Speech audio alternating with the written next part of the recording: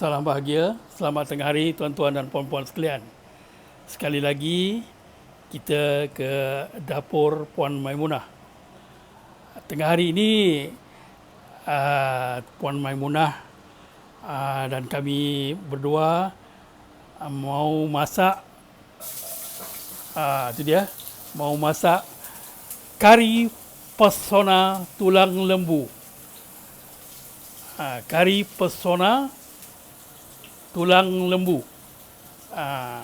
Sekarang Puan Maimunah sedang menumis bahan-bahannya, dan rempah yang kami gunakan ialah rempah babas. Tapi terpulang kepada tuan-tuan dan puan-puan sekalian, jenis rempah apa yang tuan-tuan puan-puan sukai. Dan rempah babas ini istimewanya ialah dia memang terasa. Bila karinya itu terasa, memang sedap sangatlah. Inilah rupa karinya. Kari yang telah dibancuh dan bahan-bahannya telah dibancuh. Itu dia, Puan Maimunah sedang menumis bahan-bahannya, dan salah satu bahan-bahannya ialah rempah babas.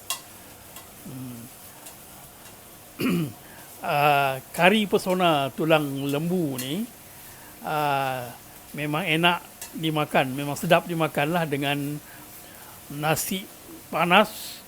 Lebih-lebih lagi kalau kita menggunakan beras basmati faizah.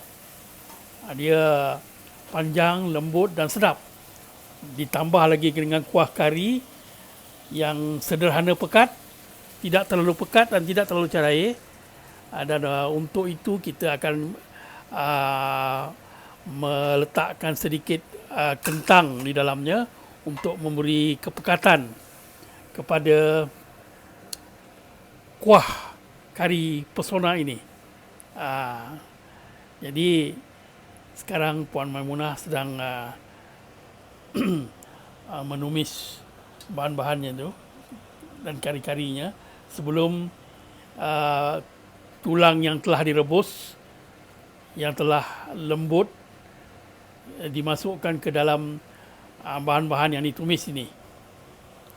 Begitulah tuan-tuan dan puan-puan. Jadi syukurlah kita kepada Allah Subhanahu Wa Taala di musim kita dikurung di rumah ni, di bawah PKP, kita masih lagi sempat menjamu selera mengikut cita rasa kita, dan juga bersyukur jugalah kita kepada Allah Subhanahu Wa Taala bahawa kita diberikan kesihatan, sedikit kesenangan dengan bantuan yang telah diberikan kepada kita semua. Jadi untuk itu Puan Maimunah sedang merata-ratakan bahan-bahan itu untuk sekata sebelum dia masukkan tulang ini. Tulang pesona, kari pesona tulang lembu ini diberi nama kerana bila kita makan dengan nasi yang saya katakan tadi menggunakan beras basmati faizah, hasil dari rempah babas yang kami gunakan tu, dia amat mempersonakan apabila kita makan. Amat mempersonakan. Kuahnya yang tak terlalu pekat. Sekarang Puan Maimunah sedang memasukkan rebusan tulang yang telah pun lembut ke dalam bahan-bahan yang telah ditumis tadi. Begitulah rupanya tulangnya. Begitulah tuan-tuan. Jadi selain daripada rempah babas tadi tu, Puan Maimunah juga ada bahan-bahan lain, tetapi tidak dapat dikongsikan di sini kerana Puan Maimunah sibuk memasak.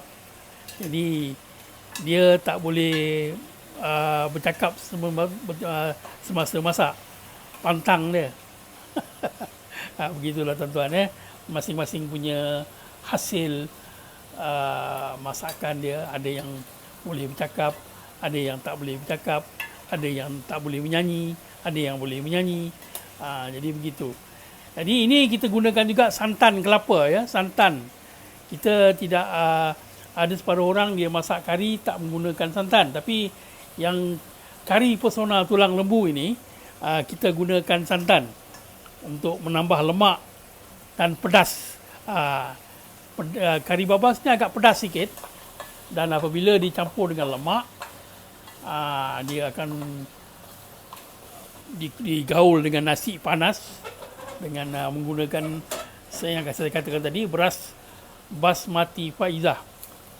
Dia memang kata orang sekarang memang ngam lah, memang mempersonakan. Itu sebab nama kari ni kari pesona tulang lembu. Biasanya tulang lembu ni ataupun tulang kerbau ataupun tulang lembu selalunya orang buat sup.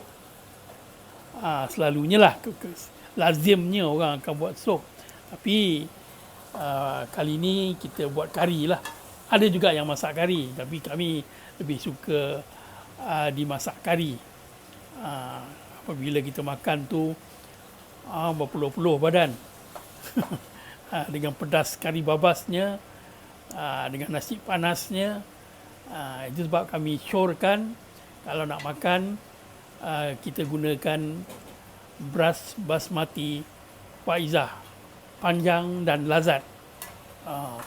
Ini bukan nak promote beras basmati faizah, tapi ianya memang realiti lah, memang sedap, berasnya memang sedap. Masak dia kotong kata orang Negeri Sembilan, mui. Jadi itulah. Jadi sebelum kami tutup benda ni, beginilah rupanya lebih kurang nanti. Tapi ini belum dibubuh santan lagi, ya. Masih belum dibubuh santan. Dianya perlu melalui beberapa proses lagi. Dan rahsia untuk mungkin puan-puan pun tahu, rahsia untuk bahan-bahan rempah ratus ini masuk ke dalam daging ataupun tulang yang kita gunakan ini ialah dengan menutup periuk ni apabila dia menggelegak.